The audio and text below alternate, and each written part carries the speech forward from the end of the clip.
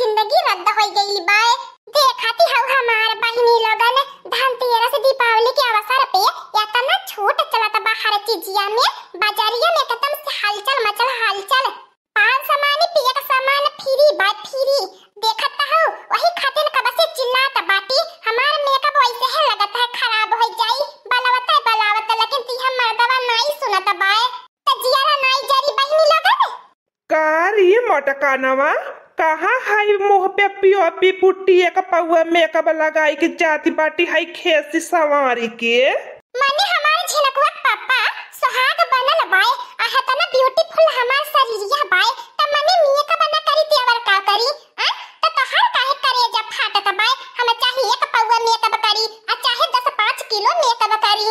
लाई चला झिनकुआ पापा धनतेरस के शुभ अवसर पे हमें खूब शॉपिंग कराए दिया हमें बहुत सामान बाजारिया से कीने के भाई आवत देवर झिनकुआ पापा खूब छूट चलता बाय तनी बेरिया मोटकानाऊ भैंसियो हाथी नंदानाऊ नहीं तय तोरे मेहरारू के का हम बताई तोरे मेहरारू के जय करो तो क्या तो खाली रुपया उड़ावे के चाही कमाती तब न जनती माने रोज शॉपिंग हमारे जेब में 1 रुपया नहीं छोड़ती है शॉपिंग कह के।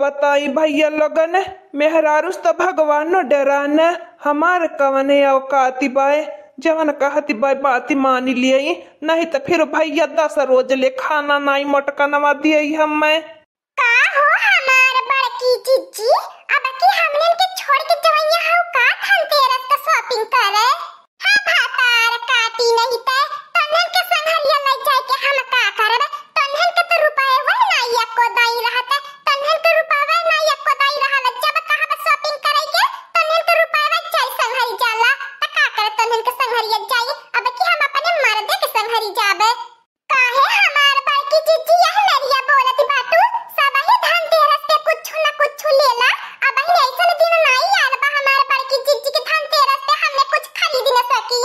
हां हमार बड़की जीजी 6 महीना से अब की गुल्लक में 10-10 रुपया जुटावत रहनी है धनतेरस का शॉपिंग करे खातिर दुनिया भर के छूटे आवाला ए हमार बड़की जीजी अब की हमने पैसा जुटाई के जहिया के रखले बाटी।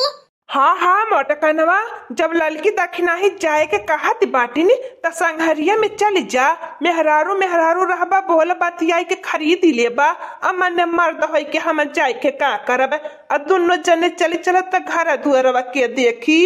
ठीक हमार झिनकुआ पापा जब तू कहत बाटा तो चलिए जाता बाटी लेकिन त घर दुआर बढ़िया से देखा ध्यान से देखा आ देखिए दीपावली आई गेल बा तनकी झाड़ पोछ दिया हमें आज तो बिहान घर लीप देबे आ जनती हौला लका बहिनी बड़की चिच्ची संघरिया में रहनी त मोल भाव कई के लाई दैलेनी आ हमने बाटी बहन हमन के समझ में नहीं आवाला आ बड़की चिच्ची ठारनी पुरान मेहरारू तो उनके ज्यादा तजुर्बा है खरीदई के गईल भैया लोगन नहीं तो हमारे बजरिया में जाए के जीव कचुआई देती कहीं फुलकी वाली दुकानी पे भागती तो कहीं चाटे वाली दुकानी पे भागती ओकर हाथ भर का जीबी बा कुल लपलपाती रहिले भैंस की नहीं हरकतियों करैले बतावा भैया लोगन हम कैसे संभारी पाई बेस मेहरारू के। चलत नो हमार बड़की जीजी लागत है तो चलता साच के बिहान कई देबो हमने बाजार नहीं पहुंच पाईबे बाजार हटिया रास्ता न होई जाई तबे कहिला हमार बड़की जीजी तनी कम खावा पिया करा लेकिन त नहीं तू तो ठोसम पे ठोस मचाए रहबू एक दुनिया में 50 ठी रोटी तोरे के चाहिए आ बड़का एक भगौना भात खाए के चाहिए मुंह बंद कई के सनाई मार के भतार काटी लोगन चलिया आ नहीं तो छोटी उखाड़ के यही रास्ता में पटके लागबे त के बच्चा हुआ नहीं मिली अगर हमरे खावा पिए पे नजर न गई बात सही कहती है न बड़की चिच्ची दक्षिणा चिच्ची आ बड़की चिच्ची जब उठा पटके लगी है इतना सुनसान रास्ता बाय देखती हो केहू नहीं आवत पन जात बाय आ के बच्चा हुआ नहीं मिली आ तू सिंगल पसली का हम सिंगल पसली के हां ललका बहिनी त मुंह बंद कइला आ सनाई मार के बड़की चिच्ची के पीछे चला ए हमार बड़की चिच्ची देखती हो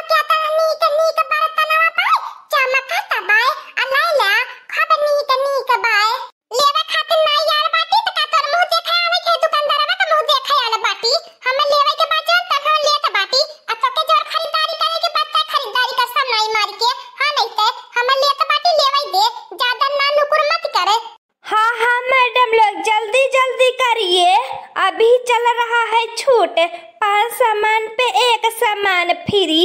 आइए आइए हमारे दुकान पर आप सभी का स्वागत है धनतेरस के शुभ अवसर पर। ए हमारा भैया सामान्य तो कई ठिलेवे के बाय तनी हिसाब से रेट लगाया, मोल भाव ज्यादा नहीं करब और तनी मोल भाव जवन करब तवन मान जाया।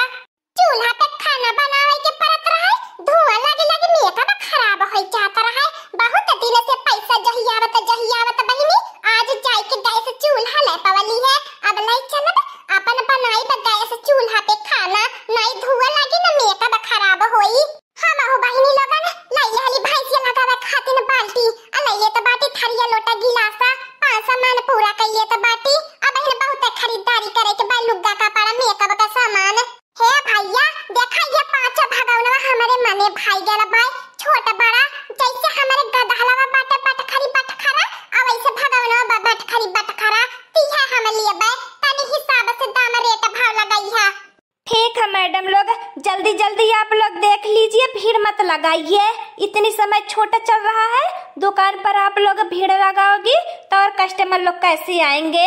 आप लोग जल्दी जल्दी लीजिए और बाहर निकलिए। करे कहीं जरा का नाती तो के हैया माई उठाई के ले जाए। अब हम का बताई तो के अब आए के तोरे दुकानी हम बहुत पछताता बाटी।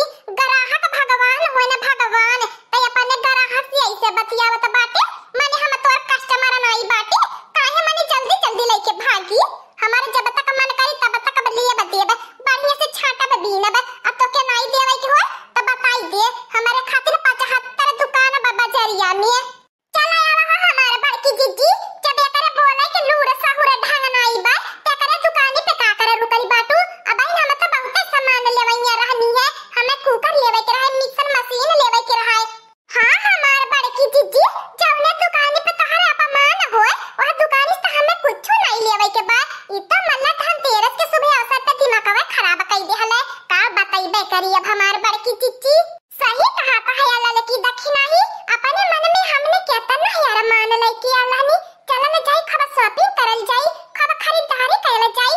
ई तो पहला जुलाई के धाई देहले।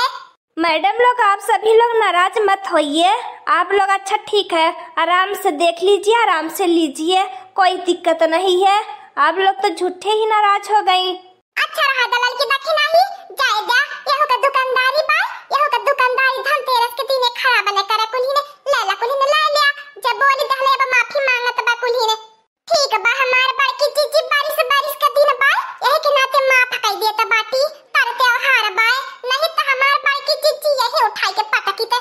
बाप रे बाप, बड़ी डेंजर औरत है, बड़ी खतरनाक औरत है, कातिल लग रही है। ए लड़की दक्षिणाई कुली ने झाड़ुआ ले लिया सुपावा ले लिया एका की चाकू कुली ने खरीद ली है ता बका तोलन के दीपावली के दिरा नहीं देवर में नई साड़ी देवई है तू चाकू हिरकाई दी है। बड़ा काम का चीज बाए सब्जियां काटी हाथों गर्दन काटी अक्का दाई कहले में अक्का दाई छोड़ी चाकू देखावले पे तुरंत शॉपिंग करावे खातिर तैयार हो जाइए त कुली ने भुलाया जरूरी ले ली है। ठीक हमारा बड़की जीजी ए हमारा भैया देखाइए को सामान निकलल बा एकर बिल बना दे हिसाब किताब तनी ठीक ठाक से लगाई दी है। ए हमारे बड़की जीजी दक्षिणा जीजी आवा चला खरीदारी करत संझा होई गेल बा खाना बनावे के बाद चूल्हा फूकाई के बा बहन ते लड़की आज हमन का दावत तोहरे है और रही काहे से आज नया गैस चूल्हा लेके चलती बाटी बनाए हलवा और हमन के बलाए हमन चखाए आए तोर हलवा। हमको भी बुला लीजिए, हम भी चखने आ जाएंगे। ए दुकानदार बौरा नहीं ते मजाक मत करा, हमने के घर बड़ा दूर है भाई आई बात तू हलवा चखा तू जवन काम करत है अपन काम करा। चला आवा ये हमार बड़की जीजी एक एक मनई परल बाटे। हां दोस्तों आज का कार्टून कॉमेडी वीडियो ही तक था। आगे का कार्टून कॉमेडी वीडियो देखने के लिए हमारे चैनल को सब्सक्राइब करिए। हमारे चैनल का नाम है दीदी कार्टून ऑफिसर। और हाँ दोस्तों हमारी वीडियो को ज्यादा से ज्यादा शेयर करें, लाइक करें, बेल आइकन को दबाना मत भूलिएगा, सब्सक्राइब करना तो बिल्कुल मत भूलिएगा। और हाँ दोस्तों हमारी कार्टून कॉमेडी वीडियो देखने के लिए आप सभी को धन्यवाद।